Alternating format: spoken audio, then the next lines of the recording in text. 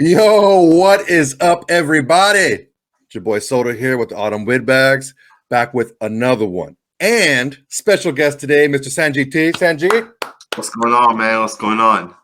Dude, first off, man, dude, appreciate you being here. RJ is all the way on the other side of the freaking world. He can't be bothered right now. Okay. Rory is God knows where. He can't be bothered right now. So I said, you know what? Let me call in the bullpen here. Let me get the closer out. Sanjit was freaking the man. I said, hey, we've been talking for a while, dude. Like, oh yeah, you want to do something? Like, we can hop on and just never crossed wires. And now it's like, it's always hard, man, because we all work and we have all kind of on our own schedule. So it always gets hard to really get together, but I definitely appreciate you having me on, man. I love coming on. Definitely love these type of formats. It's like the most free way to kind of just speak and talk about whatever it is that we want to talk about, so it's what I prefer. For sure, man. It's just, I like having different opinions because RJ and I, like, we already know what RJ and I, like, what we agree on, what we don't agree on, stuff like that. Put my headset on. And it's like, we already know how we're going to fight about things, how we're going to feel about things. It's cool to have someone on here who's a little bit different point of view. Maybe we agree on things, maybe we don't, but whatever. It's just the same shit said a different way. Yeah. I'm always good for that. Yeah. So, question of the day here, and it didn't save, so I'm gonna freaking that was last week's question of the day. Question of the day: DC and Nola. What next? Believe it or not, I've heard that. So I don't know if you know this, but yesterday when before Ian Rappaport reported this, me and Raiders Rain, who has a massive Instagram account, we talked about this. I asked him, I said, is it true that Derek Carr is in New Orleans? And he said, yes, it is true. And 20 minutes later, here comes Ian Rappaport with the same report. And we put it out on Twitter before Ian Rappaport had it. And it's crazy because we're at the point where there's Instagrammers, the Twitter people, the YouTubers that are now getting legit information. Ian Rappaport went on to the Pat McAfee show early this morning, and he made a statement that was completely false. He said Derek Carr is already in New Orleans. He's already there. He's already talking to the team. And that was false because Derek Carr officially landed around 1 o'clock Pacific Standard Time in New Orleans. And for some reason, Ian Rappaport said it like 4 or 5 hours earlier that he was already there. But yeah, anyways, just wanted to throw that out there. But anyways, I think New Orleans is perfect for Derek Carr, but I do think he's going to go and meet with at least one other team. Plus, I wouldn't be surprised if other teams reach out as well, right? Like, if the Jets and the Panthers thought, hey, we'll just wait until this guy becomes a free agent. Well, the fact that now the New Orleans Saints have reached out, now these teams are going to panic a little bit. And they're going to say, well, shit, if they're reaching out, we got to reach out too and not let Derek make that decision and not let the Raiders actually trade him, right? Yeah. I mean, I use the analogy of like the wedding dances. Like it takes that first couple to get on the dance floor. Yep. Then you get the second, then you get the third, then you get everyone else rolling, right? And it does make sense. You have the Dennis Allen connection, right? You have maybe a familiarity with the type of quarterback he is and how they use Breeze and how they use the weapons and the short passing timing game. That seems to be something that Derek Carr is good at. We have a good target out of the backfield, which is always a good safety blanket for him to have. He loves to have that dump off. He loves to have that. It makes sense on a lot of levels. And one thing that I haven't really heard out there a lot, I know you've talked about it, but one thing that is, and it's like, I don't know when RJ's going to start listening to me.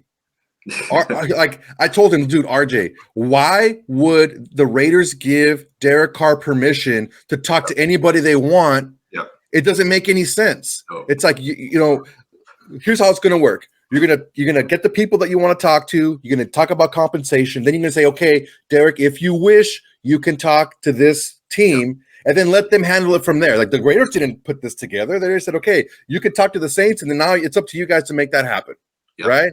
Yep. So the reason why this is big because I don't know that the Raiders would have allowed Derek Carr to talk to the Saints without some sort of framework of compensation, right? Yep.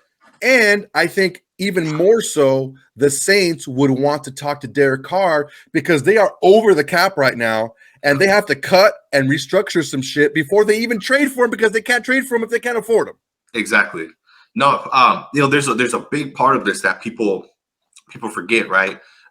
Yes, Derek Carr to the Saints makes a lot of sense on a whole lot of levels, but then there is that whole cap part of it, right? Let's be honest. Derek Carr at $40 million is not worth it, right? It's too much money. And I would make the argument, besides Patrick Mahomes, Josh Allen, Joe Burrow, Justin Herbert, besides those four quarterbacks, I don't think any quarterback's worth $40 million, right? In my opinion, the average quarterback, and Derek Carr's an average quarterback, there's about 10 of them. Those guys are worth like 25 million, right? Especially when you really look at the importance of the cap space. Now, unfortunately, those guys aren't taking 25 million. They all want to get paid 40, 45, whatever it is, right? That's the market value of what these guys are going to get paid. In my opinion, right? Like the Eagles, as an example, if the Eagles win the Super Bowl this year, is it because of Jalen Hurts or is it based off of the team that they put together, right? Mm-hmm. I would say it's the team. It's the best team right now in the NFL. Mm-hmm. I would make the argument that in 2-3 years, whenever Jalen Hurts is ready to get paid, you're better off getting another rookie quarterback and keeping this team together, right? Point of bringing that up is Derek Carr at $40 million is too expensive, right? The Saints don't have that type of money. They're, $51 million over the cap? Yeah, 51 over, people. Listen to me. 51 over. Yep. Yeah. And Derek's another 40 million, right? So, I guess technically it's 34 million this year, but I don't know. I don't think that makes sense for the Saints, and obviously that's why they have to talk to Derek about it, right? They got to figure out what the contract situation is, and they're gonna have to add a lot of void years, and I've looked at the Saints salary cap, man. It's really, really, really bad. They have it's so rough, bro. For years to come, it's rough. Absolutely, but that's what happens. People always say the salary cap is fake. It's not fake. The salary cap is the salary cap. You may borrow money from future years. You may, say I'll take a void year for this guy for 3 years. If you do that with 15 different players, you're wasting $50 million down the line, right? And while other teams have $240 million to operate with, you'll have $185 million, right? And those teams are going to have the upper hand at that point. So, for the Saints, it's interesting. Do you think they go all in with Derek, and then from there, because with Derek, you're going all in for the next 2 to 3 years, right? That's the point of bringing Derek Carr in. Mm-hmm. What do you think? I think that, like you said, that's why they wanted to meet with him. I think that it's something that they want to do, mm-hmm. and I think they're banking on being able to extend Derek Carr. And look, if Derek Carr goes in there and starts doing his whole kumbaya freaking story, I really want to start a ministry in a couple of years, whoa. I don't know if I want to freaking, handcuff myself for years to come and you're going to retire in a couple of years. Not saying he is, not saying he isn't. But if he's as motivated as he is right now, because look, not bashing the guy, but he's a sensitive guy, right? And he's maybe a little insecure at times about things. Let's just be honest, okay? The first time that his job was not completely secure is the first time that he's completely unraveled. Okay. Let's just be honest about this whole thing. He wants security. He wants to go to a place where he knows that he's wanted. And I think that New Orleans can give him that. Yep. So I think what they can do is they can say, look, get you on here. Let's maybe not give you 34 this year. You have 40 million guaranteed for the next 2 years. Let's make that 70 million over 4 years, 4 years, something like that. Let's work something out where I can give you more guaranteed money, but I just can't give it to you all right now. Yep. Yeah, the Saints are an interesting spot. My hope is that it's not just the Saints that are interested in Carr. My hope is that the Panthers, the Jets call. My hope is that once Derek's done meeting with the Saints tomorrow or the day after, whenever it is, he's headed to Carolina. He's headed to New York, whatever it is, right? Mm-hmm. That would be the best case scenario for the Raiders. Now, you did say something about how the Raiders should not have allowed Derek to just openly meet with whoever. And that's factually correct, right? If you let Derek Carr go and meet with whatever team it is, he's going to know what his market value is. And he's going to straight up tell Dave Ziegler, cut me. I'm not waiving my no trade clause. Either you cut me, because the February 15 deadline doesn't mean a whole lot, right? The February 15 deadline just means that he's guaranteed money by a team, right? The Raiders don't have to be that team to guarantee him the money. Like, let's say March 1st comes around, the Raiders could still trade him to a whole different team, and they will incur that cap hit. All that February 15th deal does is it makes his contract guaranteed, right? Doesn't mean the Raiders have to pay it to him. The Raiders just can't cut him at that point. But if he comes in and he says, I've already spoken to these 8 teams, they're all interested, he's going to tell Dave Ziegler that, cut me. I'm not going to waive my no trade clause. And Ziegler's going to have no choice at that point, right? Yeah. The way Ziegler's handling this situation is smart and it's well thought out, right? Because there's so many different variables that go into this entire situation. Yeah, there's so many moving parts right now. Basically, you have to control what you can control, which is not much, but that's why I kept telling my co-host, like, dude, you can't blanket letting him just talk to whoever you want. Look, can let's say, for example, can the Saints go on and screw you and then stab you in the back? Sure, they can. Yep. No problem. They can do that, right? But you don't want to set that precedent as a franchise to do that to another franchise. No, teams will not do that. People don't do that in the league. I know you want to use that Josh McDaniels example with the Colts. We've heard the story of why he backed down off of potentially taking that job, right? We heard the story of the owner being at his house, potentially doing some stuff, right? Being high as fuck, tearing up the bathroom. Exactly. And that story came out, right? Because people were using that story as an example of why the Raiders are going to get screwed over by some team out there, right? Because just because the trade might get finalized in the next couple of days, it doesn't process for a couple of weeks down the line still, right? Yeah, March 3rd, I think, is the day. Yeah, they're just agreeing to the trade today. It's not in that principle, it's process right away. But people are obviously saying the Raiders could still get screwed over or whatever. A team can back down. Teams don't do that, right? It doesn't work like that in the league. You don't, an owner is not going to screw over another owner. Understanding, you don't want the politics part of it to start up, and then now this next owner. They're all in the same gang, man. They're all in the same NFL. Like, it's like, why would you do that to a fellow gang member? You know what I'm saying? Like, you're all in the same group. You wouldn't do that. Exactly. You know what I'm saying? Like, and that's what I keep trying to tell like people, like, dude, why? Look, I get it. It's mostly people who are very staunch Carr backers. Exactly. And I understand that you're upset or you're not trying to wrap your head around these things, but it's like, dude, I hear I don't know how much you hear this, but I hear this all the time where it's like, oh, I would laugh if Derek Carr screwed over the Raiders. Oh my God. I'm like, dude, are you a Raider fan? Yeah. Yeah, you know what it is there's a lot of people who are younger. There's a lot of, like you're older. I'm older too, right? We're both older fans, right? I think there's people on Twitter, especially, younger Raiders fans who have Twitter accounts. They know how social media works, right? They're able to grow their accounts. They know the right things to say. They know the tweets to put it out there, how to word it, where they're going to get likes and followers and stuff like that. I think there's a lot of 18, 19, 20, 21-year-old kids who aren't really Raider fans. Maybe they're going to be fans of a different team in a year from now or wherever Derek Carr goes. I definitely hear what you're saying because I see it as well on social media all the time, right? There are people out there who are not real Raider fans. They're fans of Derek Carr or they're fans of a player, and that doesn't make sense to me, right? We can respect Derek, right? I love Derek Carr, right? 2016, the biggest Derek Carr fan. 2017, 2018, I started to realize what this guy was. And by 2019, I was ready to move on. Same. Just because you're ready to move on, right? Because people call me a hater all the time. Right? Me too. And every time I comment something positive about Derek Carr, it's like people are like, oh, why are you flip-flopping? Why are you doing this? And people don't realize, like, you can show someone respect, right? And you can appreciate someone and still criticize them. Right. None of these guys are immune from being criticized. For sure. It's like, it's one of those things where I can tell the truth about something or someone or a situation or their play and not hold it against them as a person. You know what I'm saying? Because I don't have anything against Derek Carr. I mean, I think he'd be a kick-ass neighbor, dude. Like, like I have nothing against him personally. It's just, look, same thing for me. It was the first implosion when we were 7-5 and we lost 4 games in a row or something like that. We went like 1-4 or Or yeah, we were like 6. We were 6-5, and we ended it, and we went 1-4.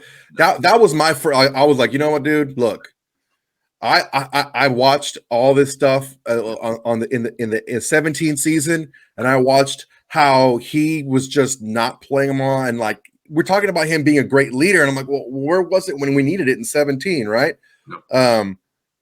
The tipping point, and I watched actually film on this game.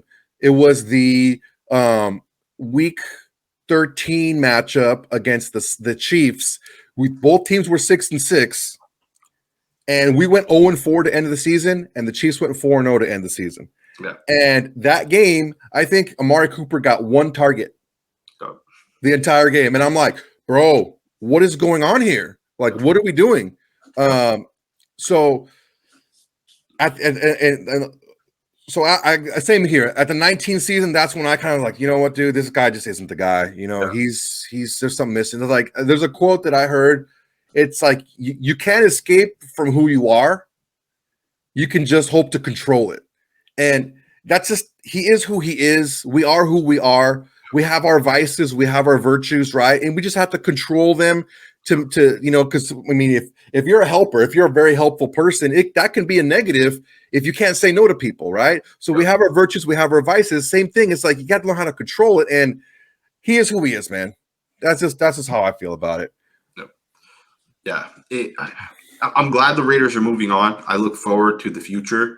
I don't know if you're going to talk about this next, but I know there's some quarterback options out there, man, and I'm excited for what's to come.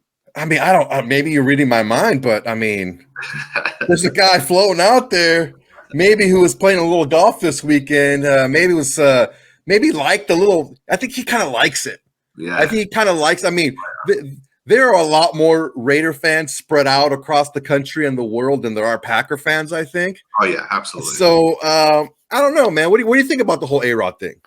Yeah, so first and foremost, the video at Pebble Beach, I actually reached out to the guy that posted it on Twitter, and he told me it was his cousin.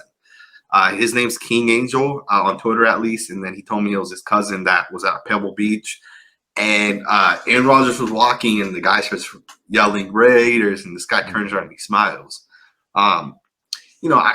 It's crazy to think this, but at some point, a team moves on from their current quarterback, right? It is not crazy. It's a normal thing, right? The Raiders are moving on from Derek Carr. The Patriots moving on from Tom Brady. The Packers are going to move on from Aaron Rodgers. It's just a matter of time. And I think right now is a good time for the Packers to cut ties with Aaron Rodgers. And it's up to Rodgers if he wants to continue to play or if he's ready to retire. Like, don't be surprised if the guy – and I don't think he's going to retire this year, right, solely because Tom Brady retired. And I think Tom Brady is officially retired. Yeah, I think he's gone. Yeah, something tells me the guy's done, right? But Aaron Rodgers may come back for 1 or 2 more years, right? And I think he has it in him. You know, people say, oh, he sucked last year. Aaron Rodgers sucked last year. Aaron Rodgers is still a badass quarterback. All right, let's be honest. His team sucked last year.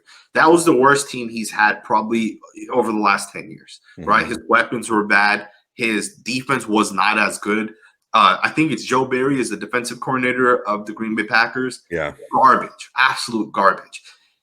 To me, when I look at the Packers, they were not a good team last year. If you swap Aaron Rodgers for Derek Carr last year, and Aaron Rodgers had Darren Waller and Hunter Renfrow and Devontae Adams and Josh Jacobs, he's doing better than 6 wins. Guaranteed. We're at 10, 11, or 12 wins.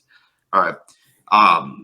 Again, if I'm the Raiders and if I'm Josh McDaniels and I want to be here long-term for the Raiders, you got to get a quarterback. You're not going to have success without a quarterback. And this may be McDaniels' last season ever being a head coach if he's not able to get into the playoffs. Yeah, this is like we all know, it's quarterback league. You got to have a quarterback, and you can do a whole lot worse than a recent back-to-back MVP, right?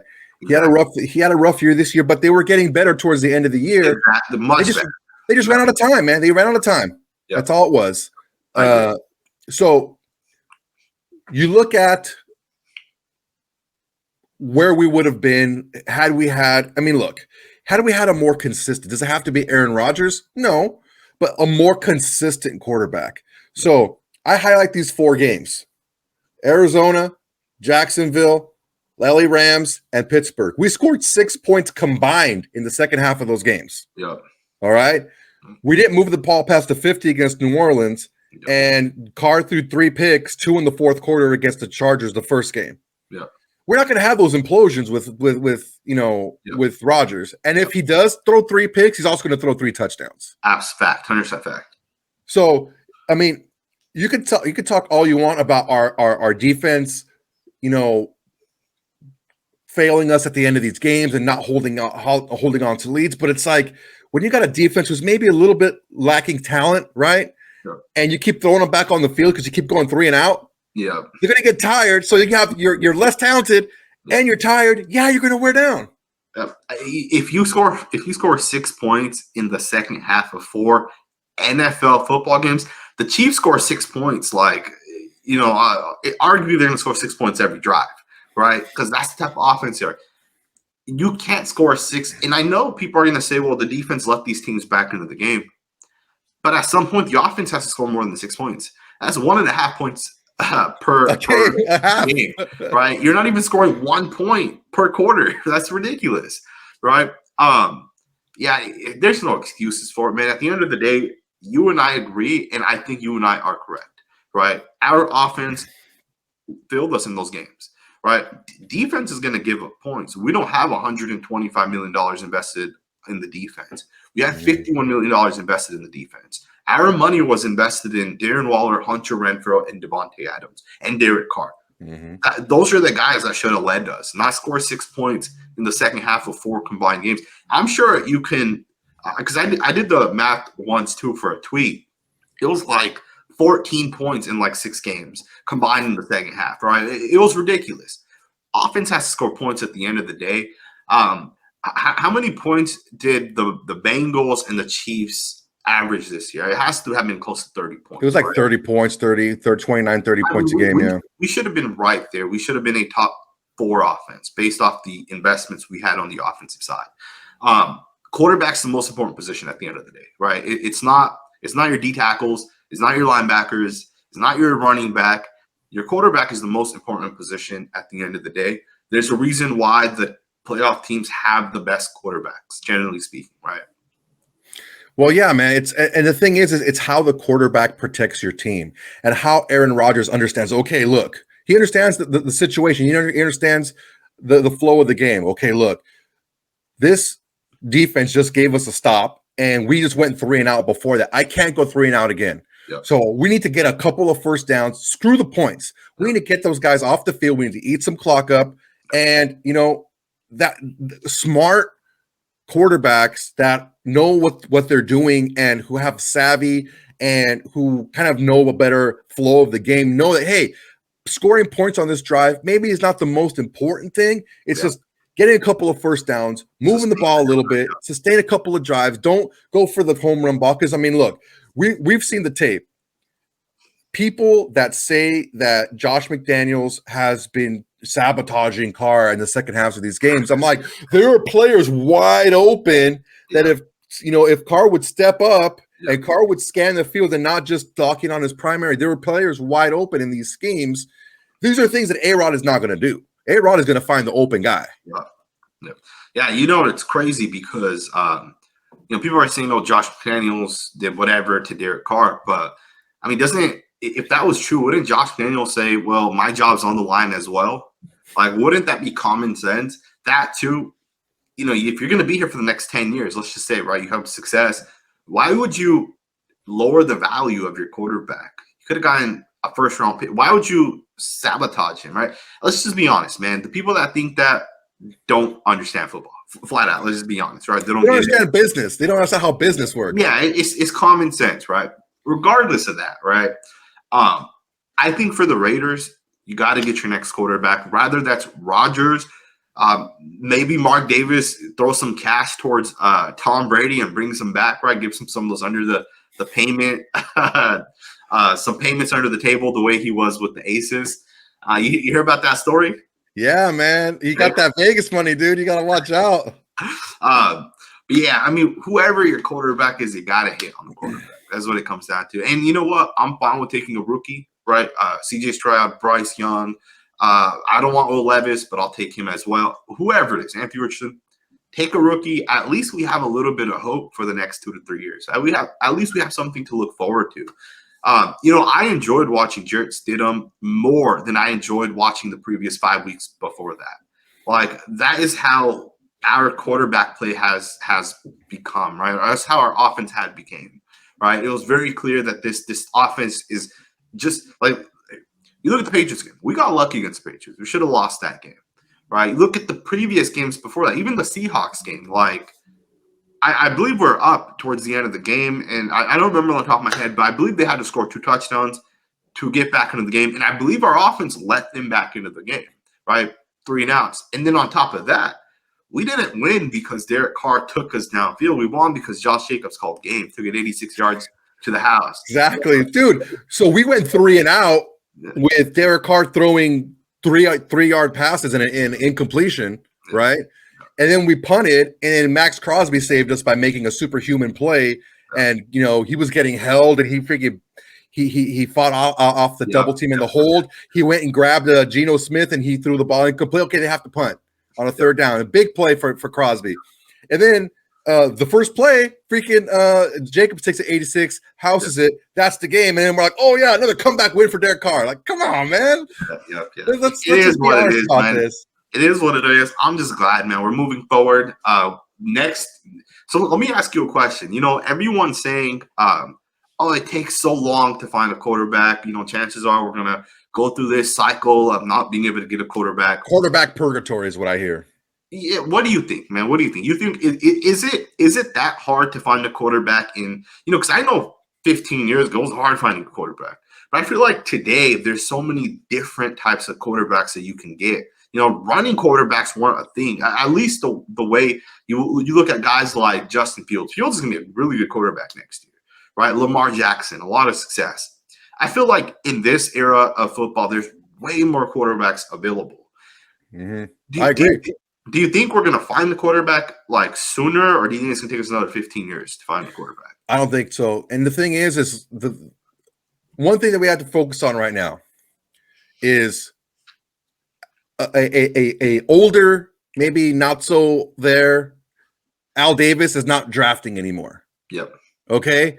So the last time we had someone of any competence use any type of draft capital of ours on a quarterback was when McKenzie drafted Derek Carr. Yep. Okay. So I don't want to hear that, it's so hard. We haven't tried to replace Derek Carr with anything. We haven't pushed him with anybody. Marcus Mariota came in to be a running quarterback to give us that dynamic. He didn't come in to push Derek Carr as the number 1 quarterback, right? Yeah.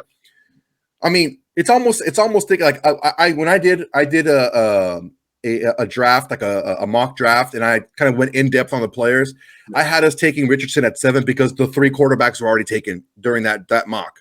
Yeah. And I said, look, Richardson has the tools and the ability to be a more accurate Cam Newton, or he can be an actual Terrell Pryor. Yep. He could. Who knows? And who knows if we had a Terrell Pryor on our team now with the way the offenses are, he may have worked out a lot better. Yeah, I think Terrell Pryor is a bad example. He was not a good passer. No, Terrell Pryor didn't have the technical tools, right? Anthony Richardson's a good quarterback. Legit good quarterback. I've heard people compare him to Malik Willis. All right, Malik Willis came out last year, but they're 2 different quarterbacks. Willis was raw. Willis had to really learn how to read the field. He had to learn to play the quarterback position. Anthony Richardson is not that. Richardson is day 1 ready, right? I would say that Richardson's ahead of Justin Fields in his development at the moment.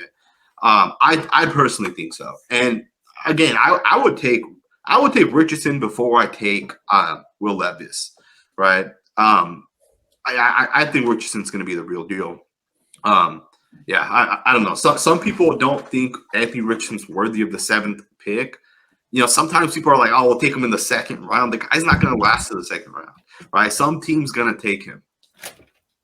He for sure. I don't think he's going to be their 2nd round just because, look, you can do all the mock drafts you want. Sorry, I'm having a little technical difficulty over here. You can do all the mock drafts you want.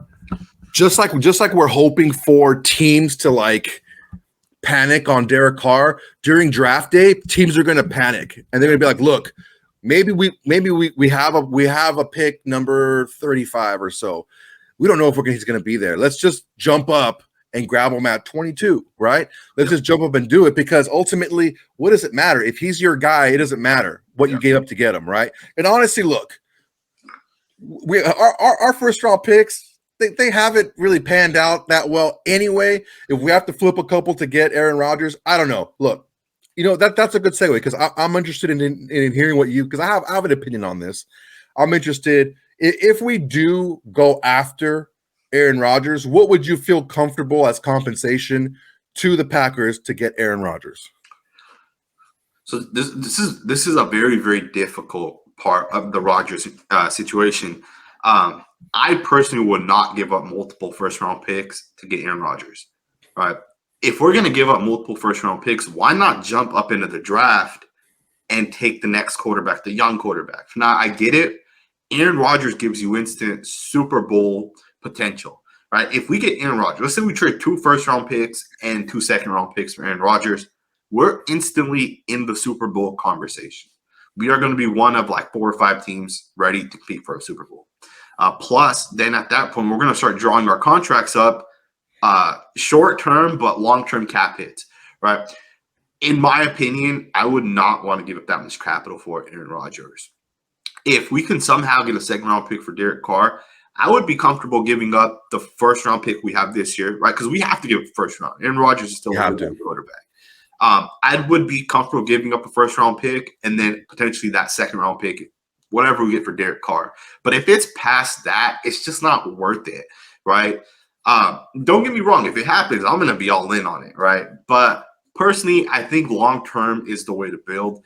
There's good quarterbacks out there, right? Like, let's not pretend like we're never going to get another Patrick Mahomes ever again, right? There's going to be good quarterbacks. Or if it's not Patrick Mahomes, maybe it's Joe Burrow, maybe it's Trevor Lawrence. There's good quarterbacks out there to be had. And for me, I feel like our roster is not there today, right, where we're long-term ready to compete, right? I think it makes more sense to keep that number 7 overall pick. If Anthony Richardson falls to us, let's take him. Right. Plus, the next year we'll have a first round pick, and the year after that we'll have a first round pick. Right. So we're not giving it up for Aaron Rodgers. Right. What do you think? What do you think it would be worth, or it would cost? I think if we do a 1 this year, and a conditional 2, because if Aaron Rodgers retires next year, okay, that 2 is going to become a 5.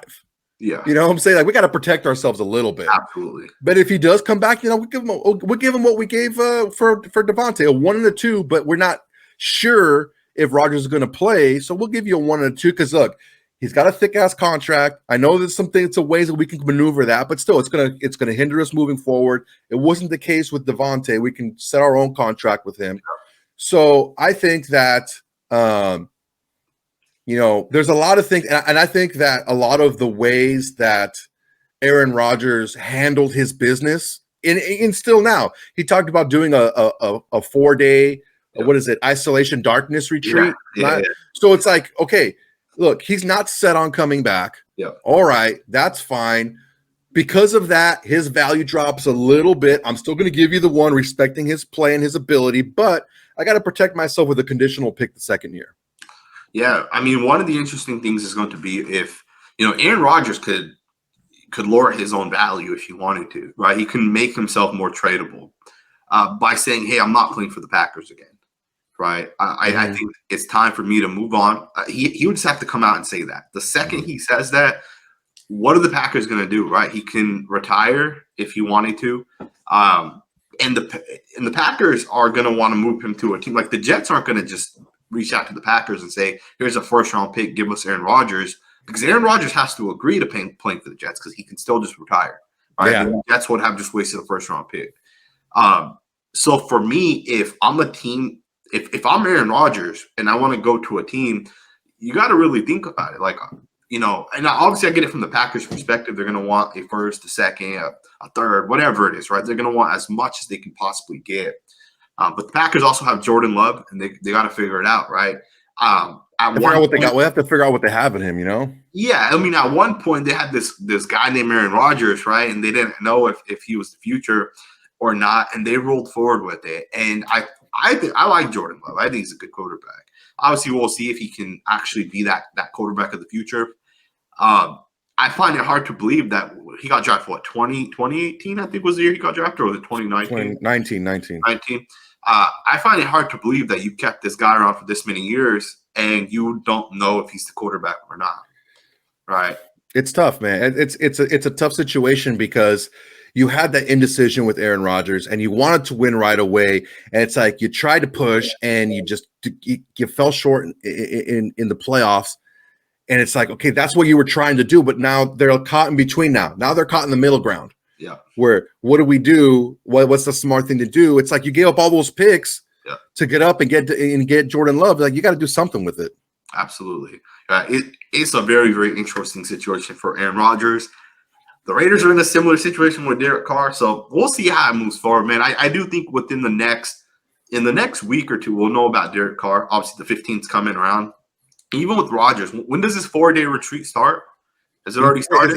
No, he says he's going to start in a couple of weeks. Yeah, I do think Aaron Rodgers wants to get into media, right? Like maybe start his own podcast or something like that. And this drama of the 4 days, this and that, it's good for his brand, right? Let's be honest, it's good for the Aaron Rodgers brand. A connection that a lot of people probably don't know about is Mark Davis went to Chico State. And Aaron Rodgers is from Chico. So I wonder if they've ever spoken to one another. It's kind of something to kind of think about. Aaron Rodgers from Chico and Mark Davis went to Chico State. So we'll see. You never know, man. All right. Ladies and gentlemen, he is the all-knowing and powerful Sanjeet T. Make sure to give him a follow on Twitter at Sanjeet_T. Make sure to follow on YouTube as the Las Vegas Raiders Network. Yes. Right? Yep. So give him a follow, everyone. Thank you very much, Sanjeet, for your time. Much appreciated. All right, guys, we'll be back. Thank you very much, Sanjeet T. Much appreciated, man. Everyone, go give him a follow if you don't already. He's got like freaking 4 times the followers, 10 times the followers that we do. So I don't know. He's a good dude. He puts out a lot of good content out there, and he was nice enough to come on and be on the show with him, help host the show. But right now, what we're gonna do is what up, Windbags? All right, so it's just me. So I mean, we're gonna take some comments from you guys. The Woods of Ingle says Soto's face when Hill basically confirmed that Carr is a phony. Priceless, laughing face. Well, I mean, it's kind of like that thing where your mom tells you something, right? And you're like, whatever. And then someone else tells you something and you're like, oh, okay. And then you believe it. That's kind of the thing. It's like I kept telling RJ over and over again about Carr, and he's like, eh. And then Adam Hill says pretty much the same thing. And he's like, oh, okay. He had nothing to say about that. It's, it is what it is. Again, we should be hearing about Carr sooner than later, but don't be surprised if we don't get like a deal agreed to right on the 15th, because we can't trade him on the 15th anyway. We'd have to wait until the March 3rd to trade him anyway. Let's see here.